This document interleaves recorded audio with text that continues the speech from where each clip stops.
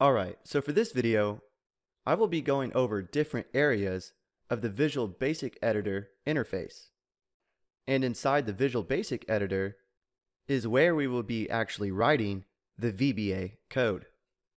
And to access the Visual Basic Editor, we need to activate the Developer tab. If you haven't already done so, please download the VBA practice file from the resources. Once you have this file opened, we need to come up to the File tab, click Options,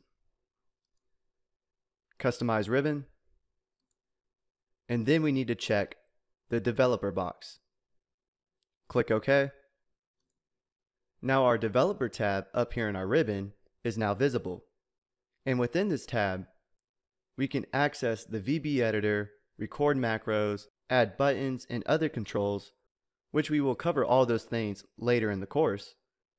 But to access the VB editor, we need to click on Visual Basic, or use the shortcut Alt F11 on your keyboard. And what we are viewing now is the Visual Basic Editor. And the Excel application has to be open for us to view this VB editor. Now up here at the top is our menu bar and our toolbar. And this is where we can insert modules, procedures, user forms, run our macros, debug and comment out our code. I know that it looks like a lot, but later in the course we will actually start using these commands and you will get more familiar with them. If you don't see this toolbar down below, you can come up to the View tab, click Toolbars, and then click Edit. And this Edit toolbar will be very helpful later in the course. So that's our menu bar and toolbar. Next, we have the project window. And if you don't see this window, you can come up to the View tab and click Project Explorer. And within this project window, we have the project name, which is the name of the file. Yours should say VBA Practice.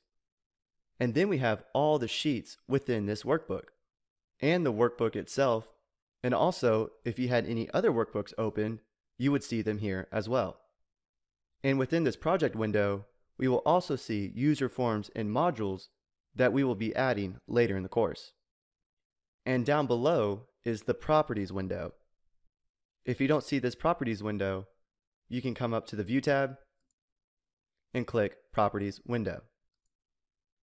And the Properties window comes in handy when we start adjusting properties of different buttons and controls within the Developer tab. When we start working with user forms, we will be using this Properties window a lot more. And lastly, this big white area is our Code window. And this is where we will start to write and edit our VBA code. And this window will include all the procedures and functions that we use in our code. So that's basically all the areas of the Visual Basic Editor. I just wanted to get you familiar with the interface first, so you can be more comfortable working inside the VB editor.